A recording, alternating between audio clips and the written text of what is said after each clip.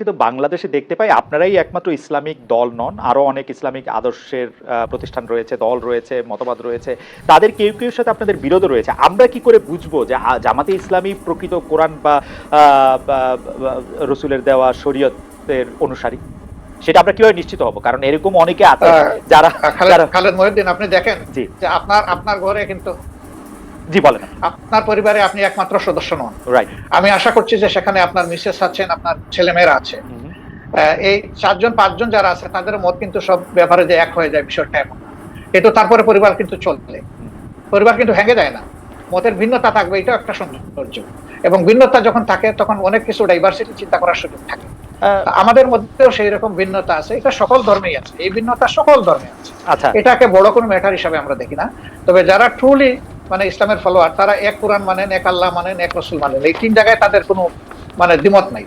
সুতরাং মতের মূল জায়গাটা ঠিক আছে, বাকি জায়গাগুলো খুঁটিনাটি একটু এদিক সেদিক হতেই পারে, এটা কোনো বড় ব্যাপার না। আচ্ছা, আমরা যদি এই প্রশ্নটা এইভাবে এখন আনি যে 5 আগস্টের পরে সংখ্যালঘু সম্প্রদায় আক্রান্ত হয়েছে, পরে মাদ্রাসার ছাত্রদের মন্দির পাহারা দিতে হয়েছে, সম্প্রতি আবার মাজার ভাঙার ঘটনা ঘটেছে, সম্প্রতি বলতে 1-2 সপ্তাহের মধ্যে মাজার ভাঙার ঘটনা ঘটেছে, দরবার আক্রমণ করা হচ্ছে তৌহিদি জনতার কথা বলে। এই তৌহিদি জনতার বিষয়ে জামাতের অবস্থান আসলে কি? দরবার, পীর, ওরস, মাহফিল, সুফিবাদ, জামাতের একজন নেতা বা কর্মী ব্যক্তিগতভাবে এসব চর্চায় থাকতে পারে কিনা, অংশ নিতে পারবে কিনা? আমাদের দৃষ্টিভঙ্গি পরিষ্কার, এবং আমাদের দৃষ্টিভঙ্গি এটা নিজস্ব নয়, এটা কোরআনের দেওয়া দৃষ্টিভঙ্গি। সেটা হচ্ছে লা ইকরাহা ফিদ্দীন, দিনের ব্যাপারে কোনো বাড়াবাড়ি চলবে না। এখন কোনো মানুষের উপরে কারো আদর্শ চিন্তাধারা চাপায় দেওয়ার অবকাশ নেই। মানুষের মনোজগতে যখন পরিবর্তন আসবে, মানুষ যখন নির্দিষ্ট কোনো আদর্শকে ধারণ করবে, তখনই সেই আদর্শ কেবল বিজয় লাভ করতে পারে। এটি তার নৈতিক বিজয়, এটি তার প্রশাসনিক বিজয়, এবং এটি তার রাজনৈতিক বিজয়। তা আমরা এই ধরনের কার্যকলাপের কখনো সমর্থক নই, এবং আমরা সমর্থন করবো। আর যেটা বলেছেন যে মসজিদ আক্রান্ত হওয়ার পরে পাহারা, না, এই কথাটা ঠিক নয়। প্রথম 3 দিন কিন্তু বাংলাদেশে কোনো সরকার ছিল না।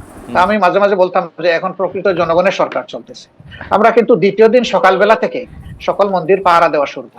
মন্দির ঠিক, শুধু মন্দির পাহারা দিচ্ছেন আপনারা, সেটি আমরা দেখছি। কিন্তু মাজার আক্রমণ সম্পর্কে বা মাজার ভেঙে ফেলা, তারপরে হচ্ছে দরবার আক্রমণ করা, সেগুলি সম্পর্কে পীর, ওরস, মাহফিল, সেগুলি না, আমরা এগুলা জোর করে কোনো কিছু প্রয়োগ করা, এটা আমরা পছন্দ করি না, এবং কারোই কোনো ব্যাপারে আইন হাতে তুলে নেওয়াকে আমরা সমর্থন করি না। জনাব শফিকুর রহমান, আপনি কি জানেন যে আপনি কি জানেন কিছু মাজার, দরবার এগুলিকে আক্রমণ করা হয়েছে? আমরা এগুলা জানি না এমন না, আমরা জানি, কিন্তু আমরা আমাদের সঙ্গত জায়গা থেকে এগুলা প্রতিবাদও করি যখন যেটা আমরা উপযুক্ত মনে করি। জামাত ইসলামী কি কখনো সমর্থন করি নাই, কখনো সমর্থন করব না। সমর্থন না করলেও আপনারা প্রতিবাদ কি করেছেন?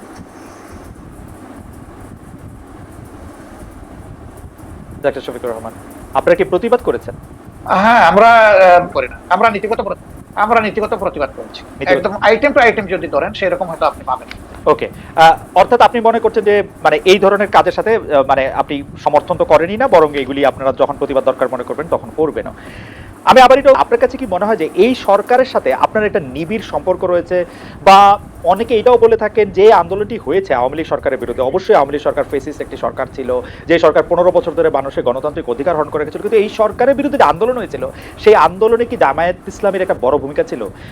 এই সরকার যারা এইটা করতে এসছে তাদের কি আসলে, তাদের সাথে কি জামায়াত ইসলামের একটা অনেক নিবিড় সম্পর্ক রয়েছে? কেন আমি এই প্রশ্ন করছি একটু আমি বলে রাখি। আমরা কিন্তু দেখতে পাচ্ছি ঢাকা সহ বা মানে ঢাকা, যদি আমি স্পেসিফিক আমি কিছু নাম বলি, পাবলিক ইউনিভার্সিটিগুলির উপাচার্য পদে বা অন্যান্য অনেক কি পজিশনে যাদের নিয়োগ দেওয়া হচ্ছে, অনেকেই বলছে তারা আপনাদের লোক। এই সরকারের মধ্যে জামায়াতে ইসলামী সবচেয়ে বেশি ডালপালা মিলছে বা সবচেয়ে বেশি প্রভাব বিস্তার করছে, এরকম দেখা যাচ্ছে, মনে হচ্ছে। ওয়েল, আপনি যেটা বলেছেন সেটা আমি এইভাবে দেখছি না। আমি দেখছি যে উপদেষ্টার মহোদয়দের সাথে আমাদের একদিনই কিন্তু ফর্মাল সিটিং হয়েছে।